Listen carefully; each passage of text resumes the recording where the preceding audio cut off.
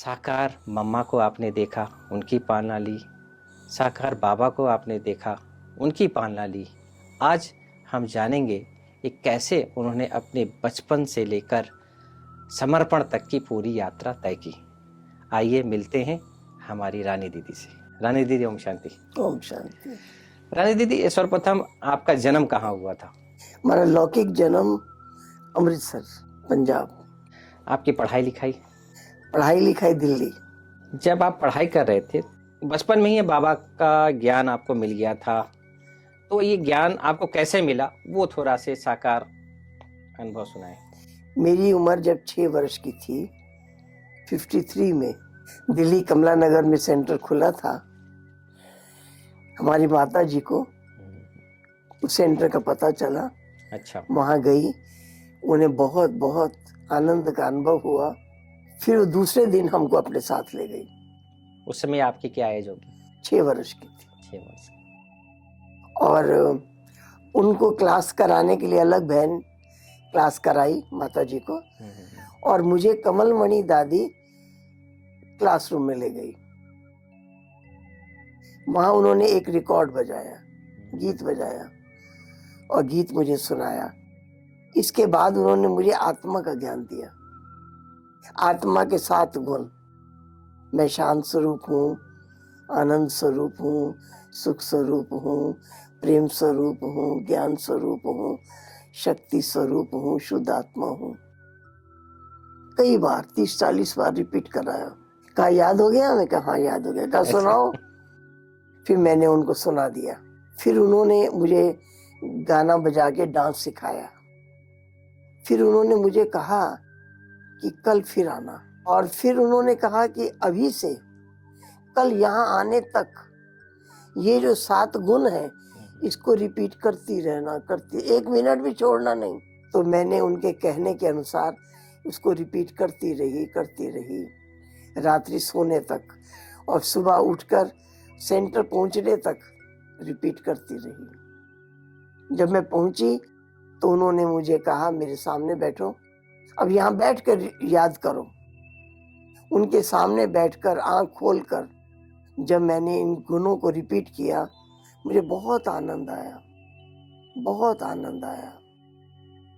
और उसके बाद से वो मुझे जो कुछ भी सिखाती रही, कविताएं सिखाई, डांस सिखाई, और हर संडे मुझे स्टेज पर लाई। मैं इतनी छोटी बच्ची थी पर मुझे घंटा 1.5 घंटा टाइम वो रोज देती थी। दीदी, पढ़ाई होने के बाद फिर आपने जीवन का निर्णय कैसे लिया कि हमें ब्रह्मा कुमारी बनना है? पहले दिल्ली में रहते थे, फिर अमृतसर में गए तो अलग एक फ्लैट लिया किराए पर। बाबा को पता चला तो बाबा ने डायरेक्शन भेजा माता जी के लिए कि सेंटर पर रहो, अलग नहीं रहो। तो सेंटर पर रहे। फिर हमारी बड़ी बहन थी, भाई थे, वो लोग सब दिल्ली चले गए। फिर मैं और मेरे से बड़ी बहन सुधा बहन, हम दोनों रहे। माता जी को भी जाना पड़ा दिल्ली, वो भी चली गई। मेरी उम्र 12 वर्ष की थी, मैं 8वीं क्लास में पढ़ती थी। उस समय से हम सेंटर पर रहे, फिर वापस घर नहीं गए। अब 8वीं क्लास में पढ़ती थी, फिर मैं 14 वर्ष की थी, मैं बैटरी का एग्जाम दिया। सेंटर पर रह के ही पढ़ने जाती थी। अच्छा। घर से कोई ऑब्जेक्शन नहीं आया? नहीं, घर से ऑब्जेक्शन था तब तो अमृतसर में आए। पिताजी दिल्ली में रहते थे। फिर हमारी माता जी भी दिल्ली चली गई, हमारे और भाई बहन भी चले गए, हम दोनों बहनें रही सेंटर। बस। उसके बाद फिर हम लोग लौट के नहीं गए। 14 वर्ष की मैं मैट्रिक का एग्जाम दिया। फिर 15 वर्ष की थी, मैं समझती हूँ 15 या 16 वर्ष की होंगी। बाबा ने मेरे से पूछा बॉम्बे देखी है? मैं कहा नहीं। जाओ बच्ची बॉम्बे घूम के आओ। अच्छा, साकार बाबा ने मुझे बाबा ने बॉम्बे भेजा। तो बॉम्बे गई तो वहाँ पर बहुत सेंटरों का चक्कर लगाई, क्योंकि बाबा ने मुरली चलाई थी। मुरली चली तो बाबा ने मुझे बुला के कहा बच्ची, आज जो मुरली चली है इसको तुम भाषण की तरह लिख कर 10 बजे बाबा के कमरे में आना। तो मैंने उसे भाषण की तरह लिखा। मैं 10 बजे बाबा के कमरे में पहुंची। बाबा ने कहा पढ़ के सुनाओ। मैंने पढ़ के सुनाया। बाबा ने कहा अच्छा लिखा है। फिर बाबा ने कहा अच्छा बोलती है। 14 साल की वरदान उम्र। दे दिया बाबा ने। पहली बार आप मधुबन कब आए थे दीदी? जब मैं 6 वर्ष की थी, 53 में, जब दिल्ली एक ही सेंटर खुला था, 1-2 दिन में नहीं चले गए थे। पहली बार आए तो 2.5 महीना रहे, लगता था कि लौटना ही नहीं है। मम्मा भी थी, मम्मा ने तो मुझे सफेद फ्रॉक पहनाया। अच्छा। मम्मा फ्रॉक पैजामा पहनती थी, अपना फ्रॉक छोटा करा के मेरे को पहनाया। 2.5 महीना कैसे बीत गए, कैसे पता ही नहीं चला। तो मैं समझता हूँ जब आप मधुबन से निकल रही उस टाइम थी, पांडव भवन भी नहीं था, कोटा हाउस, कोटा हाउस, भरतपुर कोठी। हम कोटा हाउस में आए थे अच्छा। पहली बार, और वहाँ इतना दिन रहे। आप जो कहानी सुना रही थी कि बाबा के पास हम गए, तो फिर बाबा ने क्या कहा? हाँ, बाबा ने मुझे कहा कि तुम आज जो मुरली चली है इसको भाषण की तरह लिख कर आओ। 10 बजे बाबा के कमरे में मैं लिख कर गई। बाबा ने कहा पढ़कर सुनाओ। मैंने पढ़कर सुनाया। बाबा ने कहा अच्छा लिखा है। फिर बाबा ने कहा यहाँ रख के जाओ, बाबा पढ़ेंगे इसको। फिर दूसरे दिन फिर बाबा की मुरली चली। फिर बाबा ने बुलाया, कहा आज जो मुरली चली है इसको भाषण की तरह लिखकर 10 बजे बाबा के कमरे में आना। फिर मैं पहुंच गई 10 बजे लिखकर। फिर बाबा ने कहा पढ़ के सुनाओ। फिर बाबा ने कहा कल का और आज का दोनों इकट्ठा पढ़ के सुनाओ। फिर मैं दोनों इकट्ठा पढ़ के सुनाया। फिर बाबा ने कहा आज रात्रि क्लास में तुम ये भाषण करना, बाबा आकर सुनेंगे। मैंने पूरा आप आज्ञाकारी थी। जो बाबा ने कहा, मैंने आपको ऐसा फील हो रहा था कि बाबा माना भगवान स्वयं कर रहा है। तो उस समय साक्षात में छोटे थे आप उस समय, तो क्या शिव बाबा, ब्रह्मा बाबा के तन में शिव बाबा आप माना फील करते थे? हम तो ब्रह्मा बाबा में शिव बाबा ही देखते थे, अच्छा, ब्रह्मा। दोनों को अलग देखते ही नहीं थे। एक बार दादी प्रकाश मणि दादी बॉम्बे में थी, लेटी हुई थी और आंखें बंद थी, और मेरे को बोलती है कि देखो मेरे सामने बाबा खड़ा है। फिर शांत हो गई, आंखें बंद थी। फिर थोड़ी देर के बाद फिर बोली सारे दिन में कोई समय ऐसा नहीं होता जब बाबा मेरे सामने ना हो। उस टाइम मैं बहुत बच्ची थी। तो मैंने पूछा कौन सा बाबा, दादी कौन सा बाबा? तो मुझे लगा दादी को मेरा प्रश्न अच्छा नहीं लगा। तो दादी ने कहा इकट्ठे हैं ना। फिर मुझे लगा इकट्ठे हैं तो याद करना बहुत आसान है। दादी कहती है सारे दिन में कोई समय ऐसा नहीं होता जब बाबा मेरे सामने ना हो। अगर बाबा को साकार में देखना है कि दोनों इकट्ठे हैं, तो मैं भी देख सकती हूँ। मैंने देखना शुरू कर दिया। उसी टाइम से हर टाइम बाबा को देख रही हूँ, हर टाइम बाबा को देख रही हूँ, हर टाइम बाबा को देख रही हूँ। दोनों सामने हैं, अलग अलग देखना ही नहीं है, इकट्ठा ही देखना है। वही अभ्यास हो गया। बाबा के साथ स्वर संबंधों का अनुभव भी आप करती थी कि बाबा ही से, पिता ही था, कोई सखा, बंधु, सहेली? वो तो बाबा साथ बिठाते, साथ खिलाते। बाबा ने, मुझे याद आता है 15 दिन मैं आबू में थी, रोज दोपहर को मेरा बुलावा आता था कि बाबा के साथ आपको भोजन करना है। अच्छा। आज बुलावा आया, कल फिर आया, परसों फिर आया। 15 दिन बस टेबल पर मैं और बाबा। पर्सनली बाबा के साथ? हाँ, और जब भोजन करना शुरू करूं तो पहले मैं कहती बाबा पहले मैं आपको खिलाऊं। अच्छा। हाँ बच्ची भले खिलाओ। तो बस मैं बाबा के मुख में डालती, फिर बाबा मुझे खिलाते। फिर जो बच्चियां खाना खिला रही होती फिर बाबा उनको भी खिलाते।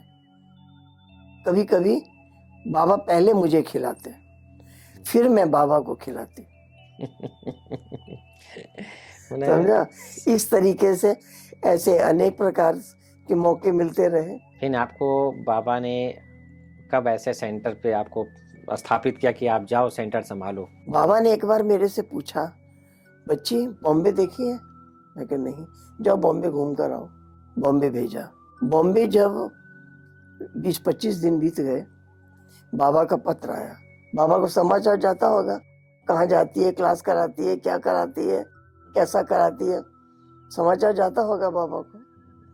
बाबा ने कहा बच्ची बॉम्बे में रह के सेवा करो। तो दादी ने मुझे ट्रेन का पास बनवा दिया।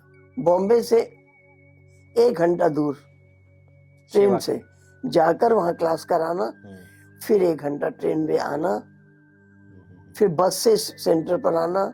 मैं रोज आने लगी।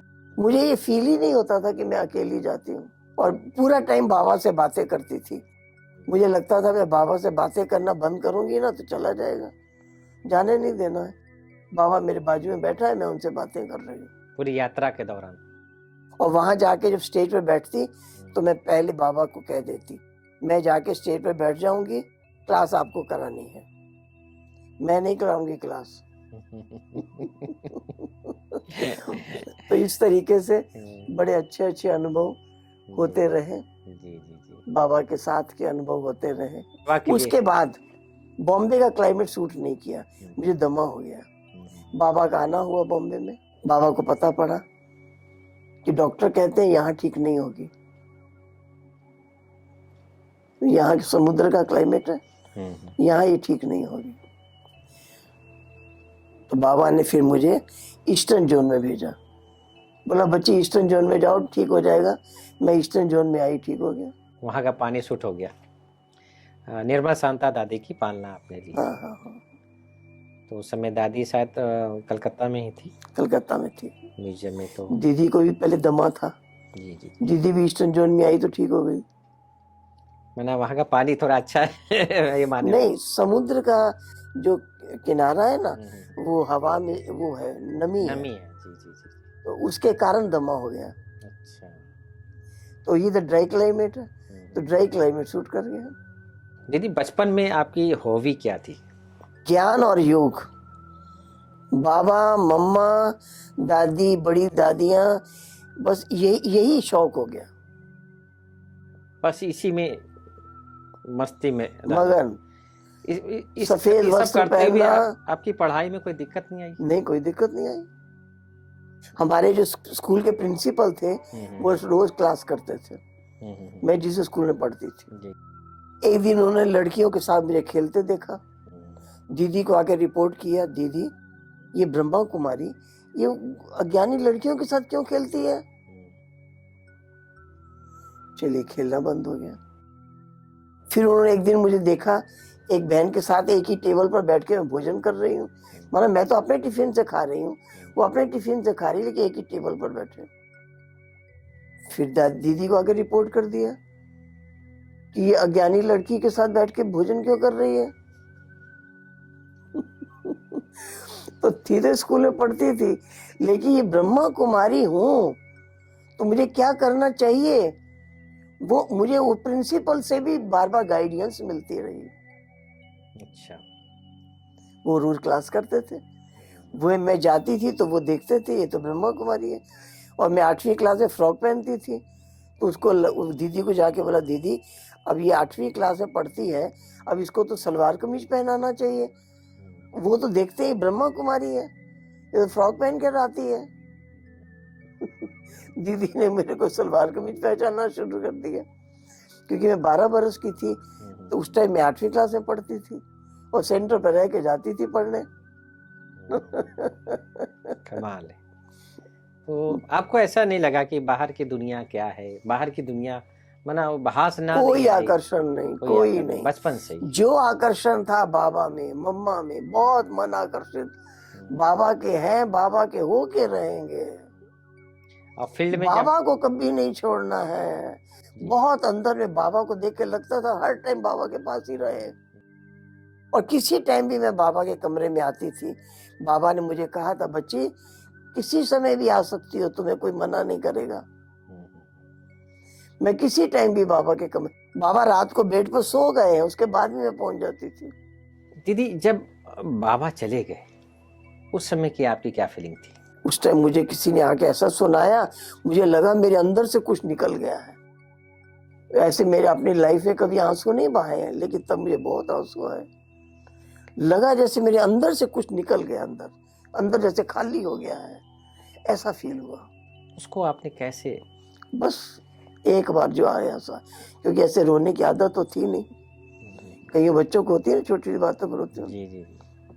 लाइफ में कब आंख से आंसू आया वो 1-2 दिन याद है बस। तो सेंटर पे दीदी, आपने बोला सेंटर पे आप कहाँ, मुजफ्फरनगर में कैसे पहुंची आप? बस बॉम्बे का जब क्लाइमेट सूट नहीं किया, हम्म, बाबा को पता लगा, तो बाबा ने ईस्टर्न जोन में भेजा। तो ईस्टर्न जोन में जब आए तो दीदी ने मुजफ्फरपुर भेजा। दीदी सेवा के दौरान में कोई ऐसी अंदर में आपके, जैसे सेवाएं विस्तार को होती है तो थोड़ा तू मैं होता है, विघन थोड़ा बहुत कुछ पड़ते हैं, तो वो विघन एक तरफ है, आप आपकी स्थिति अपनी यहाँ पे, तो आप उस विघन को किस प्रकार से देखती हो? कोई विघन आया ही नहीं, कभी किसी से तू मैं हुई ही नहीं, आपकी नहीं दीदी, औरों की भी नहीं हुई। सामने से। किसी ने हमारे साथ ऐसा किया ही नहीं। अच्छा, पहले से ही आपने वो बना के रखा कि एक ही ट्रेनिंग थी, जी जी। हर एक का सम्मान करो। मेरा काम है हर एक का रिगार्ड करना, हर एक का सम्मान करना, हर एक के गुण गाना। किसी ने आज तक किया ही नहीं हमारे साथ ऐसा। बहुत सारी बहनें आपके पास आती हैं, समस्या लेकर आती हैं, उस समस्याओं को समाधान आप कैसे करती हैं? किस भावना के आधार पर? उनको समझा देते हैं आपका कर्तव्य क्या है, दूसरा कैसा भी हो, आपका काम क्या है वो करो। हाँ, हो सकता है हम दूसरे को ना बदल सके, अपने को तो बदल सकते हैं। हम तो अच्छा व्यवहार कर सकते हैं, हम तो मीठा बोल सकते हैं। हरे को यही पाठ पढ़ाते कि दूसरे को ना देखो वो क्या कर रहा है, आप मीठा बोलो, आप रिगार्ड करो। 70 साल की यात्रा में कोई ऐसे विघन आपको नहीं आए और सदा ही स्मूथ रीति से चलते आए? जब मैं मुजफ्फरपुर में गई थी जी जी। तो मुझे जो बहन पहले संभालती थी उसने कहा कि यहाँ तो हाथ में रुपया ही नहीं आता है, मेरे पास तो केवल 100 रुपया है। उसने हमको दे दिया था और हमको जरा चिंतन भी नहीं चला कि इनके हाथ में रुपया नहीं आता है तो मेरे हाथ में भी नहीं आएगा। हम जब जाकर के बैठे तो हमको तो कभी कमी रही ही नहीं, और अपने को देखते हैं कमी आई ही नहीं। नहीं, धीरज का फल मीठा होता है। हर काम लगता ही है बाबा कर रहा है, मैं थोड़ी कर रही हूँ, बाबा कर रहा है। जब हम बाबा को सुपुर्द कर देते हैं तो वो बाबा करा देता है। अगर यहाँ मैंपन आता है तो वहाँ थोड़ा विघन आते हैं। आपका कभी आया ही नहीं मैंपन, क्योंकि आप पहले से ही सुपुर्द, बचपन से ही आप। हम उस मकान में किराए पर थे, फिर मकान मालिक आ गया कि इसको बेचना है। उसके फादर नहीं थे, वो लड़का था, बोला बहन की शादी करनी है, इसको बेचना है। तो मैंने कहा ठीक है हम खरीद लेंगे। कहा नहीं, आपने जो बहुत खर्चा किया है, बहुत मकान को ठीक ठाक किया है, आप इतना कीमत नहीं देंगे। मैं कहा तुम कीमत लगवाओ ना, जितना कोई देगा उतना हम भी दे देंगे। उसने कीमत लगवाया, हमने माताओं को कहा, ले लिया, खरीद लिया। दीदी, आपकी दिनचर्या, मैंने सुना है कि आप जो है निद्रा जीत हैं, दिन में भी रेस्ट नहीं करती हैं और मूर्ति बनकर सबको अपनी दुआएं, आशीर्वाद प्रदान करती हैं। ये जो दोपहर का जो समय होता है, विशेषकर उस समय आपके मन में क्या विचार चलते हैं? क्योंकि उस समय रेस्ट का समय होता है, रात को भी रेस्ट का समय होता है। तो क्योंकि आप 2 बजे उठे हैं, 3 बजे उठे हैं, तो दोपहर में जरूर 1 घंटा 2 घंटा रेस्ट का समय होता है, उसमें भी आप सोती नहीं हो। ये निद्रा जीत की ये जो खेल है, आप अपने आप से कैसे करती हो? ऐसा है, पढ़ने का शौक है हमको, तो हम टेबल पर बैठते हैं, पढ़ते हैं। कोई अच्छी पॉइंट अगर मोबाइल में भी आ गई और पढ़ने में भी आ गई तो मैं डायरी में नोट करती हूँ। ये भी शौक है, लिखने का भी, पढ़ने का भी। और उसी बीच में अगर नींद भी आ गई तो बैठे बैठे जितनी देर नींद आई सोने देते हैं, बैठे बैठे सो लेते हैं। बस आधा घंटा भी नींद आ गई, फ्रेश, बेड पर लेटते नहीं, जाके नींद आती है तो रोकते नहीं, आने देते हैं। फिर आँख खुली, फिर अपना पढ़ने लग जाते हैं।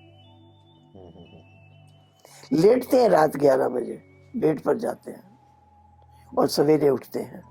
बाकी दिन में नहीं जाके लेटते हैं। दीदी, मम्मा बाबा की आपने पालना ली, तो हमने सुना है कि आपने कविता मम्मा को बाबा को सुनाई। ये कहाँ से कविता कहाँ से आई, कैसे आपने? बहुत मास्टर थे हमारे कविता लिखने वाले, बहुत लिख लिख के देते थे। स्वरचित? स्वरचित कोई कोई कविता नहीं मेरे पास, और लोग लिख के देते थे, ओ। लेकिन एक शर्त, कागज लेके सुनाने नहीं देंगे, पहले याद कर लो। मम्मा कहती थी। नहीं, है। जो लिख के देते थे। अच्छा अच्छा अच्छा, जी जी। बस वही कारण है कि कविता मुझे आज भी याद है। वो सारी कविता। बार बार सुनाते रहे, बार बार सुनाते रहे तो याद नहीं हो जाएगी। सही बात जो भी लिख के देता था, है। इसको याद कर लो, कागज लेके सुनाने नहीं देंगे। तो साकार में जो आपने कविता याद की, थोड़ा एक कविता आप भी सुना दीजिए। मम्मा आई थी अमृतसर में, मैंने कविता सुनाई थी मम्मा को। मम्मा, दिल में हमने ठान लिया है, सतयुग हम ही बना देंगे। नन्हे मुन्ने बच्चे मिलकर कलयुग को पलटा देंगे। मम्मा, लाल तेरे हम सारे हैं और मरने को तैयार खड़े। विकारों से जंग हमारी, लड़ने को तैयार खड़े। सेना हम, सेनानी आप हो, घबराने का काम नहीं। हम हैं बच्चे छोटे छोटे, लोक लाज का नाम नहीं। थक जाएं भल गोप गोपियां, ग्वाले वीर सियाने हैं। जिसने आना आए सामने, सीने हमने ताने हैं। कल्प कल्प का पाठ पुराना, फिर से वही बजाना है। कल्प पूर्व की नई दुनिया को फिर से हमने लाना है। एक एक गुण धारण करके मम्मा के गले में आएंगे। 108 की माला हमारी विजयी वत्स कहलाएंगे। देश विदेश में चल निकलेंगे, झंडा यही फहरा देंगे। मान ना मान ये मर्जी उनकी, हम पैगाम सुना देंगे। वाह वाह, क्या बात है। वाह, बहुत सुंदर बहुत सुंदर। मैं समझता हूँ दिल की जिन्होंने भी कविता लिखी होगी, बहुत दिल के अंदर से उद्गार उनके मम्मा के प्रति उन्होंने व्यक्त किया है। और आने वाले समय में मैं समझता हूँ ये कविता बहुत ही दिल को छूने वाली कविता है, और उसी पथ पर आप चल रही हैं। और दीदी, एक चीज़ हम जानकारी प्राप्त करना चाहेंगे कि आपके जो कारोबार है, कारोबार और अपना जो स्थिति है, इसका बैलेंस आप कैसे रखते हैं? मतलब सेवा और स्व स्थिति का। लगता ही नहीं कि हम कारोबार चला रहे हैं। जो दिनचर्या बनी हुई है, जो हर एक की, सब अपने अपने ढंग से ठीक चलते हैं। हमें किसी को कुछ कहना है तो एक एक को बुला बुला के नहीं कहते हैं। रात्रि को सबको इकट्ठा बिठा लिया और थोड़ा रिवाइज करा दिया, बस। इससे ज्यादा नहीं बोलते हैं किसी को कुछ भी। और मैं देखती हूँ कोई भूल भी नहीं करते हैं, सब अपनी अपनी ड्यूटी अच्छा से संभालते हैं, अपनी अपनी कारोबार अच्छा से संभालते हैं। इसलिए हमें किसी की भी कोई कंप्लेन नहीं। हमने मम्मा को देखा शुरू शुरू जब कोटा हाउस में थे, रात्रि को क्लास होती थी, मम्मा आती थी। मम्मा आकर बच्चों से पूछती थी, आज सारे दिन में किसी ने कोई भूल की है तो सुनाओ, खुद सुनाओ। अंदर से निकलवाती थी, खुद सुनाओ। तो कोई कहता था इसने कहा मैंने नहीं माना, या ये छोटी छोटी भूलें। उसके बाद मम्मा दूसरा प्रश्न पूछती थी, किसी ने भूल की है और नहीं सुनाई है, और कोई ने भूल करते दिखा है, अब वो सुनाओ। उसके बाद कोई ऐसा निकल आता, वो सुनाता। समझा? बस। इसके अलावा मम्मा किसी की भी गलतियां न सुनती न सुनाती थी। जिसको सुनाना है उस सभा में सुनाओ। उस क्लास का नाम था कचहरी। वो कचहरी में सब निकल जाता था, बस एक बात है। मम्मा तो 2 शब्दों में शिक्षा को रिवाइज करा देती, बस। तो मम्मा बाबा के इशारों से सारा संसार चल रहा था, इशारों से चल रहा था। फिर समर्पण आपका कब हुआ? हम तो 12 वर्ष की उम्र से सेंटर पर रहने लग गए, समर्पण हो गया। तब से ही आपका समर्पण, और आज दिन तक आप निर्विघ्न चलती आ रही। हम और हमसे बड़ी बहन सुधा बहन जो बुरहानपुर में रही, महाराष्ट्र के कई सेंटर। दोनों सगी बहनें आप? हाँ, महाराष्ट्र के कई सेंटर उन्होंने संभाले और हमको ईस्टर्न जोन में बाबा ने भेजा, पहले बॉम्बे भेजा, फिर ईस्टर्न जोन में भेजा और फिर मेरे को मुजफ्फरपुर आना हुआ। फिर मुजफ्फरपुर में आना हुआ, आए तो थे एक प्रोग्राम में अटेंड करने, तो वहां पर कुछ लड़कों का हंगामा होता रहता था। तो जब 15-20 दिन बीत गए हमारे आने के बाद कोई हंगामा नहीं हुआ। वो संदेशी दादी बोली, वो कोई ना कोई हंगामा होता था तो उसको निपटाना पड़ता था। 15-20 दिन बीत गए, बोली तुम्हारे आने के बाद कोई हंगामा ही नहीं हुआ, अब तुमको जाने नहीं देंगे यहाँ से, अब तुमको यहाँ से जाने नहीं देंगे। उसने हमको जबरदस्ती बिठाया, खुद बॉम्बे चली गई, फिर एक 1.5 महीने के बाद आई, फिर बॉम्बे चली गई, समझा।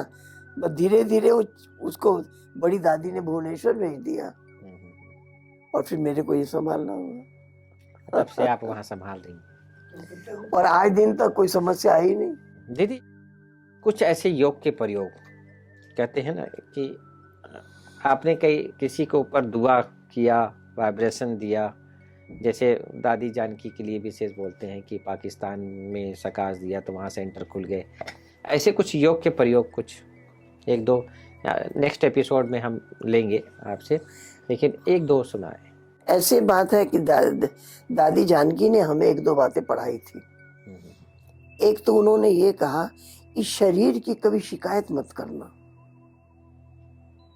जैसे मान लो हमको दर्द हो रहा है, घुटने में दर्द हो रहा है, ये हो रहा है, बोलती थी इस शरीर ने बहुत साथ दिया है, इसको शाबाश देना, इसकी महिमा करना, तुमने हमको बहुत साथ दिया है, बहुत सहयोग दिया है, इसकी बहुत महिमा करना, इसकी शिकायत कभी मत करना। ये दादी ने आपको, ये जानकी दादी ने सिखाया। हम वैसे ही करते रहे। कभी कुछ हुआ भी तो भी इसका शुक्रिया किया, बहुत मदद की है, बहुत मदद किया है, बहुत साथ दिया है। अभी भी दे रहे हैं, बहुत बहुत थैंक्स, बहुत बहुत शुक्रिया। मैंने रथी बनकर रथ को हाँ, शाबाशी देना और उसको दुआएं देना दुआएं अंदर देना। से कि शाबाश तुम मेरे साथ हो। साथ बहुत साथ दिया है और बहुत साथ देते रहोगे। और तो क्या आपने चाहिए? प्रकृति को साथ दिया, प्रकृति आपको साथ दे रही। यहाँ टेलीपैथी काम करता है।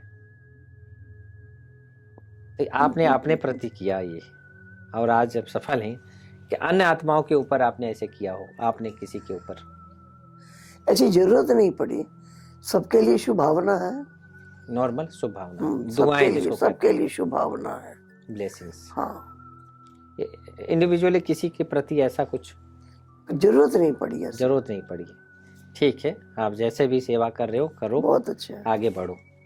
बाकी ऐसा नहीं है कि आप कहीं भी उस आत्मा के लिए स्पेशल सकाश दे रहे हो। जैसे कि अभी बीच में प्रोग्राम में एक बच्ची को था कि कुछ ऑपरेशन वगैरह, तो अनाउंसमेंट हुआ भाई इनके लिए दुआ करो, तो ऐसा कुछ नहीं है। जनरल जैसे बाबा ऊपर से दे रहा सकाश, ऐसे हमारी भी जा रही। कोई भाई ने मुझे एक पेन दिया, पढ़ाता भी था हमको अच्छा। अमृतसर में। पेन दिया मुझे को और कहा दीदी को नहीं बताना। अच्छा, दीदी को नहीं बताना, जो कि आपके टीचर हैं। दीदी को नहीं बताना। दोपहर को दिया होगा 12-1 बजे। सारा दिन बीत गया, रात 10 बजे दीदी सो गई। अच्छा। मुझे लगा कि दीदी को बताए भी ना तो मैं इस पेन से लिखूंगी नहीं, फिर कल हो जाएगा। मैं गई, दीदी को जगाया, दीदी, फिर बताया वो भाई ने पेन दिया। तो दीदी ने कहा कि कब दिया था? मैं कहा ये 1 बजे के करीब दिया था। तो अब कितना 10 बज गया, इतने घंटे तुम कहाँ थी? अच्छा। इतने घंटे तो छिपाया। मैंने कहा वो भाई ने बोला था दीदी को नहीं बताना। अच्छा।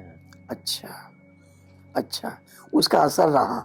मैं कहा हाँ उसका असर रहा, इतने घंटे जो नहीं बताया। दीदी ने एक काम मुझे दिया, कहा तुम उस भाई को बताना कि पेन मैंने दीदी को दे दिया है, और ये भी बता दिया है कि तुमने कहा था कि दीदी को नहीं बताना। अच्छा। ये तुम उसको जरूर सुना देना। अच्छा। समझा? जी जी वो तो हमको पढ़ाता था। जी। 1-2 दिन के बाद उसने पूछा, रानी पेन कहाँ है? मैंने कहा पेन? पेन मैंने दीदी को दे दिया। दीदी को दे दिया? मैंने कहा हाँ। और दीदी को बता दिया कि आपने कहा था दीदी को नहीं देना। ये भी बता दिया। मैंने कहा, ये भी, क्योंकि दीदी ने कहा था ये जरूर बताना, तो फिर मेरे को बताना ही पड़ा। जी जी फिर मैं दीदी को बता दिया, दीदी आज मैंने सुना दिया उसको। बस उसके बाद फिर वो कुछ नहीं बोला। तो समझ गया कि ये तो स्पष्टवादी है। मतलब इसको जो कहेंगे वो दीदी को सुनाएगी जाकर। सही बात है, जिसकी पालना में पल रहे हैं तो उसके साथ हम स्पष्ट रहें, मन में किसी प्रकार का अंदर में दुविधा द्वंद न रखें। बस जो जो हमारी दीदियों ने हमको पढ़ाया वो हम पढ़े, इसीलिए हम निर्विघ्न रहे। हमारे सामने कभी कोई समस्या, कोई विघ्न नहीं आया। जैसे कहा वैसे किया, कुछ अपना मिक्स नहीं किया उसमें। और मैं समझता हूँ कि वही पालना है जो आप इतना निश्चिंत होकर हर कारोबार को आप चला रहे हैं। हाँ। दीदी, आप साकार बाबा से पहली बार जब आप मिले तो ये कविता आपने, मैंने सुना कि आपने सुनाई है, तो वो क्या कविता थी? सुनना चाहिए। मुझे कमलमणि ने सिखा दिया था, बाबा से मिलना तो बाबा को कविता सुनाना। अच्छा। तो कविता मैंने सुनाई, सुन लो जी सुन लो मेरी छोटी सी कहानी। गुड़ियों का खेल खेलते बचपन था बिताया, उस भोलेपन में जाना ना था अपना पराया। इतने में ब्रह्मा राही इन आंखों में समाया, धीरे से उसने कान में ओम गीत सुनाया। ओम गीत ने मुझको बनाया है दीवानी, बनाया है दीवानी। मैंने कहा अनजान से ले चल तू मुझे घर, उसने कहा घर कहाँ मेरा, मैं खुद हूँ मुसाफिर। मैंने कहा अब छोड़ के जाओगे तुम किधर, जिधर था वो चल दिया मैं भी उधर चली। कांटों से भरा रास्ता और तंग थी गली, जब रास्ता तय हो चुका दुनिया नहीं मिली। फिर फूल बनकर खिल उठी ये मेरी जिंदगानी, सुन लो जी सुन लो मेरी छोटी सी कहानी। छोटी सी कहानी, क्या बात है। कमलमणि दादी ने ये कविता आपको दी? हाँ। और एक बार की बात है, मनमोहिनी दीदी दिल्ली में रहती थी, बड़ी दीदी। एक बार मैं दीदी से जाके, पहले दीदी से मिलती थी फिर क्लास में जाती थी। अच्छा। फिर जाने के टाइम फिर दीदी से मिलती थी। मैं जब दीदी से मिली तो मेरे मुंह में टॉफी थी। अच्छा। मैं टॉफी खा रही थी। अच्छा। बहुत छोटी थी मैं तो। दीदी ने पूछा क्या खा रही हो, मैं कहा टॉफी खा रही हूँ। ब्रह्मा कुमारी तो टॉफी नहीं खाती है। फिर दीदी ने पूछा स्कूल जाती हो कितना पैसा मिलता है स्कूल खर्च के लिए। मैंने कहा कि दादी भी देती है, दादाजी भी देते हैं, पिताजी भी देते हैं। अच्छा, सब पैसा देते हैं? थोड़ा फल वल लेके खा लेना। जी जी जी। भोजन करेंगी उस टाइम थोड़ा फल के साथ खाना। बोला अच्छा अच्छा ठीक है, मैं आज मट्टी की गुल्लक मंगाती हूँ, जो पैसा मिले उसमें डालना और मैं तुमको रोज टोली खिलाऊंगी। दीदी ने कहा मैं तुझे रोज टोली खिलाऊंगी। अच्छा। घर में मैंने जाके सबको सुना दिया, सब मुझे ज्यादा पैसा देने लगे। अच्छा, वो गुल्लक में डालने के लिए ज्यादा नहीं देते थे कि आलतू फालतू चीज खाएगी। सही बात। ऐसे तो थोड़ा फल लेंगे, वो चाट बना देता फल की और भोजन के साथ खा लेते थे। फिर मैं रोज जाकर के उसमें डाल देती। तो जब पहली बार मधुबन गई वो गोलक भर गई थी। अच्छा। तो दीदी ने मुझे वो गोलक दी, जब बाबा से मिलना तो बाबा को हाथ में देना। अच्छा, साकार बाबा जी। तो वो गोलक मैंने बाबा को हाथ में दी। अच्छा, जो आपने भरी थी सबसे ले लेके। तो ये छोटेपन की शिक्षाएं हैं। इधर उधर वेस्ट नहीं किया दीदी ने, एक नई रास्ता दिखाया, भाई इकट्ठा करो, सेविंग करो, और वो जो है आज बहुत बड़ी सेवा हो रही है। बूंद बूंद से तालाब भर गया, और आज कहाँ से कहाँ। और उस टाइम से लेकर बाजार की गोली टॉफी ये सब उस टाइम से लेके देखो बंद किया। गोली के जगह में टोली मिलती थी। और दीदी रोज टोली खिलाती। ये बहुत बड़ी मैं समझता हूँ कि बचपन से ही आपको बड़ों का साथ, दादियों का साथ, मम्मा का साथ। मनमोहिनी दीदी ने बहुत बहुत प्यार किया, बहुत। कभी ऐसा नहीं होता था हम सीढ़ी चढ़ते पहले दीदी से ना मिले और फिर जाते ना मिले। अच्छा। उतरते ही पहले दीदी से मिलना है, फिर लौटते भी दीदी से मिलना है। सम्मान एक प्रकार से, तो बड़ों का सम्मान आप सदा करते हुए आगे बढ़ी हैं। और सबसे बड़ी चीज़, एक चीज़ आपने बताई कि हम अपने शरीर का भी सम्मान करना सीखें, जो प्रकृति है। तो ये निर्विघ्न आगे चलती रहेगी और प्रकृति का प्रभाव हमारे ऊपर नहीं पड़ेगा। ये बहुत शाबाश देना, शाबाशी देना, ये जानकी दादी ने सिखाया, शरीर को शाबाश देना। दीदी आपको देखते मुझे एक चीज की याद आती है। हाँ। और वो है जीवन मुक्त अवस्था, कि हर समय प्रेजेंट में रहना, बाबा के साथ रहना और हर पल खुशी में व्यतीत करना। और यही जीवन मुक्त अवस्था हमें सतयुग की प्रारब्ध दिला रहा है, क्योंकि संस्कार हम यहाँ से लेके जा रहे हैं। तो बहुत अच्छा आपसे इस एपिसोड में आपसे बात करके बड़ी अच्छी लगी। और पूरी यात्रा मैं समझता हूँ बहुत स्मूथ रीति से, बचपन से और समर्पण तक का। मैं समझता हूँ कि समर्पण तो बचपन में ही हो गया था, तो समर्पण का तो कोई रहस्य नहीं। लेकिन नेक्स्ट एपिसोड में हम चाहेंगे कि कुछ ऐसे अनुभव युक्त बातें जो आज की पीढ़ी को ड्रामा और बाबा, अभी हमारे सामने अव्यक्त बाप दादा का पाठ भी नहीं है, ऐसे समय पर कई ब्राह्मण आत्माओं के निश्चय का फाउंडेशन जो 76 में हुआ, 2000 में हुआ, वो इस समय कई हो रहे हैं। तो उसके ऊपर हम नेक्स्ट एपिसोड में आपसे चर्चा करेंगे। दोस्तों, आज हमने देखा कि कैसे हमारी रानी दीदी ने बचपन से लेकर आज 70 साल की यात्रा, जी हाँ 70 साल, अलौकिक यात्रा कहेंगे, क्योंकि बचपन भी इनका अलौकिक यात्रा में ही व्यतीत हुआ। मात्र 6 साल की उम्र में गुलजार दादी आई थी 9 साल की उम्र में, लेकिन रानी दीदी 6 साल की उम्र में ही आप आध्यात्मिकता की सीढ़ी पर चढ़ती गई और आज निर्विघ्न, निश्चिंत, निर्मल होते हुए अपनी यात्रा तय कर रही हैं। इस एपिसोड से हमें जरूर कुछ न कुछ प्रेरणा लेनी चाहिए, ताकि अपने जीवन में भी हम निर्विघ्न बने और अपनी यात्रा को सफल बनाएं। फिर अगले एपिसोड में एक नए सब्जेक्ट के साथ, एक नई दिव्य आत्मा के साथ, तक के लिए ओम शांति।